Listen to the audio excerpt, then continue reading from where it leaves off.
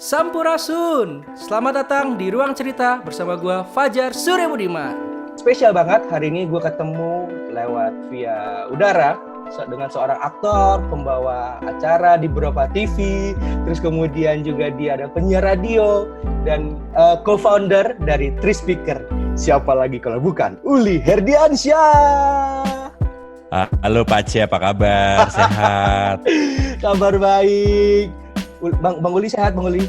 Sehat sejauh ini, syukurlah keluarga juga semuanya sehat. Kita semua menerapkan physical distancing, jadi udah cukup lama nggak pulang ke rumah juga karena nyokap kan udah tua banget ya, dan nyokap gue tuh tinggal sama adik gue gitu. Jadi gue jaga jarak karena kita nggak pernah tahu kan, mungkin kita nggak ada simptom tapi kita juga membawa virus itu kan, makanya kita berusaha semaksimal mungkin untuk mengurangi risiko buat orang-orang di sekitar kita juga. Betul. Mas, boleh dong berbagi cerita dong sama teman-teman di Ruang Cerita. Apa sih aktivitas lo selama lo di rumah? Dan mungkin gue terakhir lihat lo adalah lo kan banyak sering kegiatan melalui webinar ataupun seminar-seminar sama di Speaker. Boleh dong Mas share kepada teman-teman Ruang Cerita? Boleh banget. Sebelumnya aku mau say hi dulu buat teman-teman di Ruang Cerita. Kenal sama Pak C Fajar ini udah cukup lama. Dulu kita ketemu di TVRI. Iya betul. Pada masa itu di mana ada Helmi Yahya pasti ada Fajar di sampingnya. Dan dari situlah kita berteman sampai sekarang, tapi udah lama juga nggak ketemu nih. Baru sekarang ketemu lagi, silaturahmi justru terjalin ketika lagi semua orang dari rumah masing-masing. Jadi dampak yang menarik juga sih dari pandemi ini. Gue cukup malah berhubungan baik dengan teman-teman yang udah lama gitu kan, karena semua orang kan di rumah masing-masing ya. Jadi ya, aduh gue ngapain lagi nih? Akhirnya terjadilah kayak sekarang gitu kan, orang bikin podcast, kemudian Zoom meeting gitu, dan menarik juga gitu, ada teman-teman lama yang udah lama nggak ketemu, tiba-tiba kita ngobrol lagi. Jadi ya itu efek samping yang tidak terduga juga sih dari adanya pandemi seperti ini. Nah tadi kan lu tanya nih mengenai kegiatan gue apa aja. Waktu sekitar 2 minggu pertama kerja di rumah tuh gue nggak ngapa-ngapain sih, karena gue belum beradaptasi kan, jadi agak bingung juga nih menyesuaikan dirinya seperti apa. Karena ternyata yang jadi hambatan utama untuk dari rumah beraktivitas itu, kalau buat gue pribadi banyak di hambatan teknis. Karena tadinya kan nggak biasa kan, kayak sekarang ini kan kita webinar. Kemarin gue juga baru moderator sebuah acara yang disiarkan di YouTube. Artinya kan harus ada alat nih di rumah. Betul. Jadi akhirnya begitu 2 minggu gue mulai googling lagi, mulai YouTube lagi. Akhirnya gue mulai kebetulan alat-alat yang udah lama, alat-alat yang lama yang masih bisa dipakai. Kalau yang bisa dipinjam, kalau emang ya digunain lagi, kalau yang harus beli gitu kan. Kita cari yang harganya masih reasonable. Terus jadi banyak belajar juga nih karena keadaan. Akhirnya mulailah googling YouTube, belajar mengenai lighting, belajar mengenai audio, belajar mengenai sound dan lain sebagainya, supaya kita bisa tetap berkarya di rumah tapi kita bisa create sesuatu dengan harapannya ya, dengan kualitas yang juga tetap dijaga, tetap bagus gitu kan. Nah jadi akhir-akhir ini kegiatannya adalah kalau rutin pagi itu pasti gue bangun. Terus biasanya gue olahraga, gue kebetulan suka join olahraga bootcamp lewat Zoom meeting juga. Rame-rame juga, sosialisasi, ketemu sama teman-teman, walaupun lewat video lumayan, tapi kita bisa olahraga bareng, keringat bareng. Habis itu biasanya gue mulai istirahat sebentar, baru gue mulai kerja. Biasanya tuh kalau pagi mulai ngerjain skrip untuk siaran. Habis itu gue rekaman siaran, habis itu gue ngedit. Karena sekarang udah bisa ngedit, mau nggak mau mesti belajar download aplikasi Audacity. Tadinya bingung makainya gimana, akhirnya ya bisa juga. Akhirnya bisa gitu. Tapi emang banyak bingungnya sih. Habis itu udah ngedit, bisa ngedit, baru diberesin semua, dikirim hasil siarannya. Kalau ada revisi ya dikerjain juga.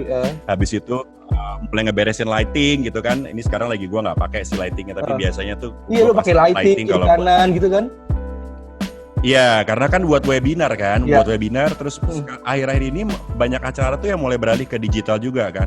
Jadi kayak bulan depan itu tuh ada beberapa acara yang memang gue mesti hosting, mesti moderator, tapi dari rumah. Artinya kan karena ini kita kerja profesional, ya kita mesti deliver hasil yang profesional juga kan. Kan gak lucu dong kalau sekedar buat meeting aja, mungkin gue gak perlu setup terlalu gimana banget lah. Tapi gue pikir kalau ini emang bentuknya udah komersil ya, kita mesti kasih sesuai dengan apa yang diberikan oleh klien. Oleh karena itulah makanya terus kita set lighting, kita set backdrop, audio juga kita make sure audionya proper, terdengar bersih, terdengar bagus supaya dia dapat hasil yang maksimal. Nah jadi ya hari-hari gue cukup sibuk sih dengan kegiatan-kegiatan untuk menyesuaikan diri dengan yang seringkali orang sebut sebagai the new normal ini.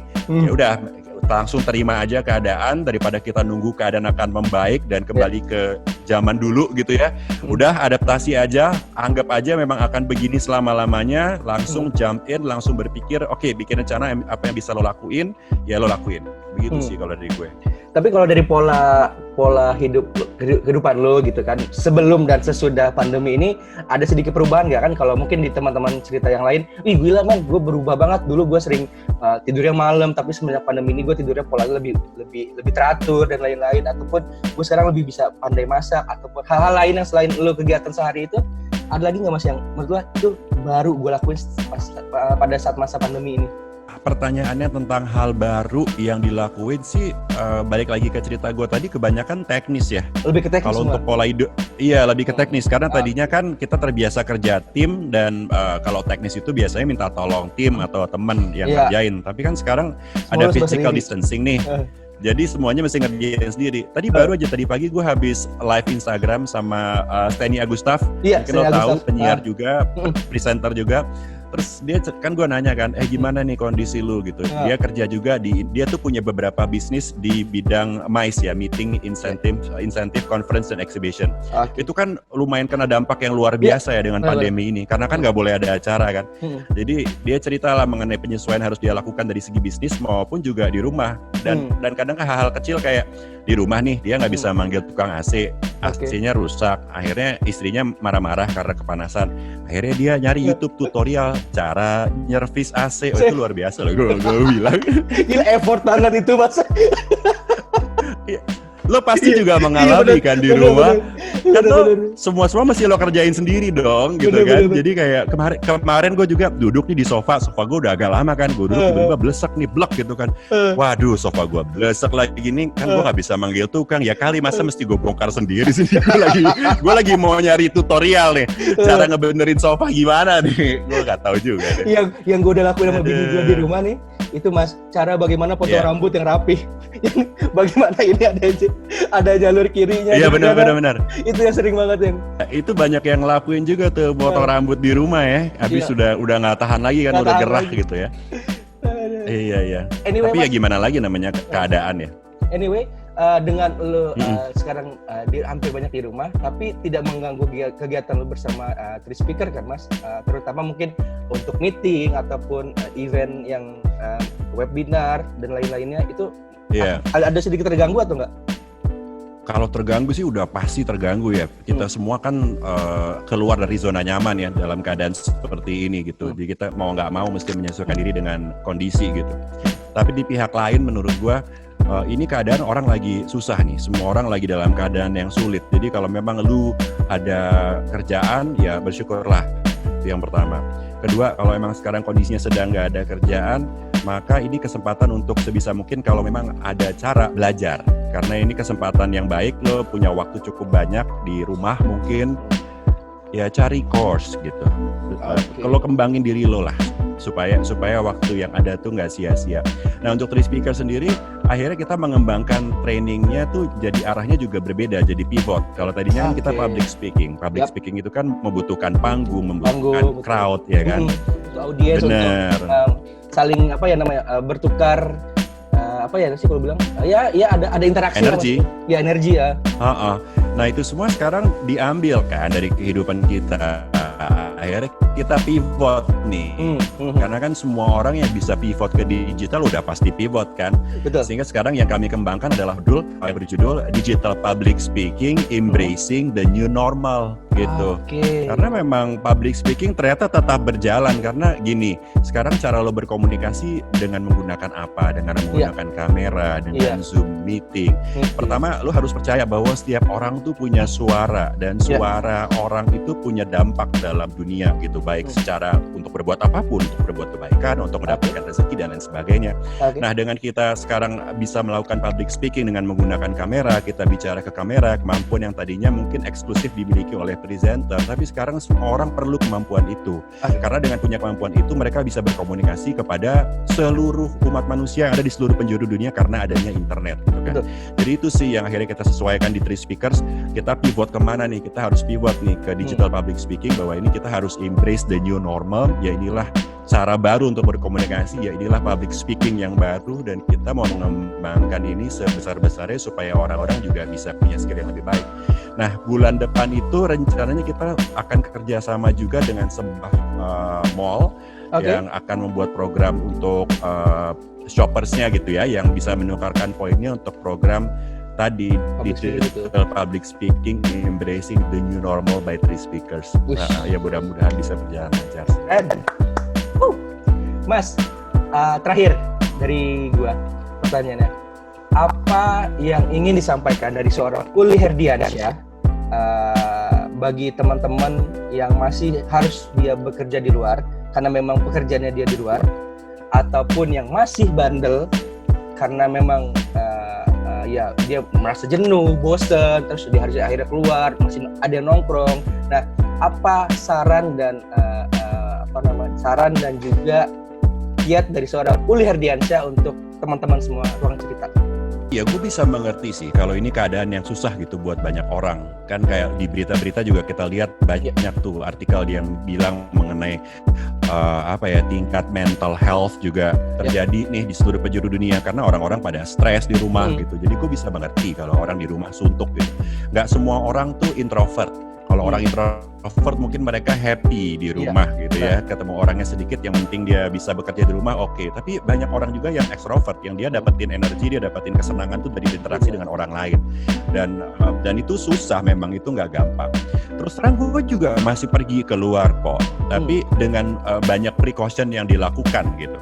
Ya, cuman yang perlu menjadi pertimbangan adalah gini, sekarang tuh lo tinggalnya dengan siapa? Kalau lo tinggalnya misalnya sendiri gitu ya, atau lo tinggalnya dengan keluarga inti aja dan relatif semuanya muda-muda, memang resiko untuk keluarga itu terkena COVID-19 dan kemudian komplikasi menjadi sakit yang berat itu lebih kecil.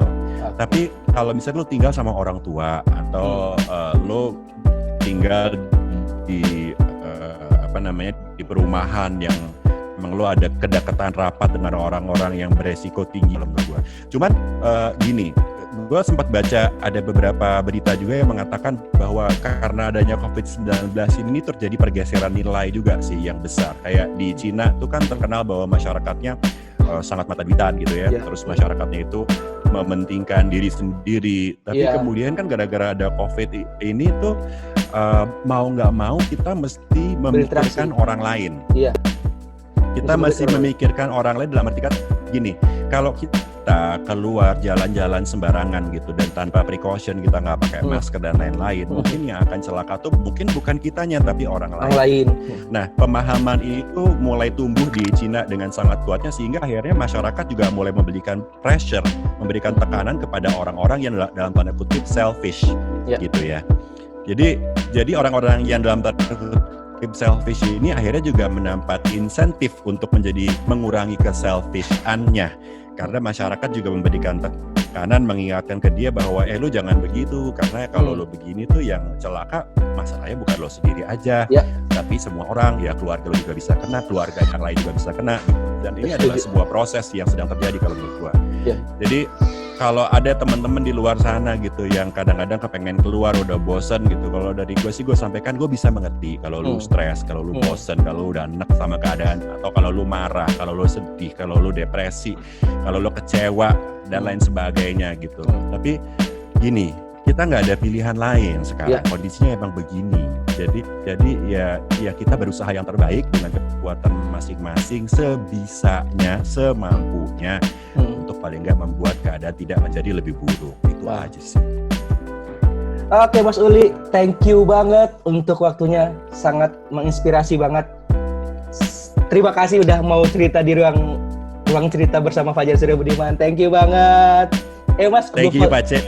Gue fotoin dulu buat ini. Tonton. Ya dong. Buat Instagram. Siap. 1, 2. Oke. Mas Oli, thank you banget untuk waktunya. Sehat selalu. Siap Pak Cik, salam buat keluarga, sehat selalu ya. Kita berharap pandemi ini cepat berlalu dan gue bisa bertemu kembali dengan Mas Uli di event-event berikutnya. Amin.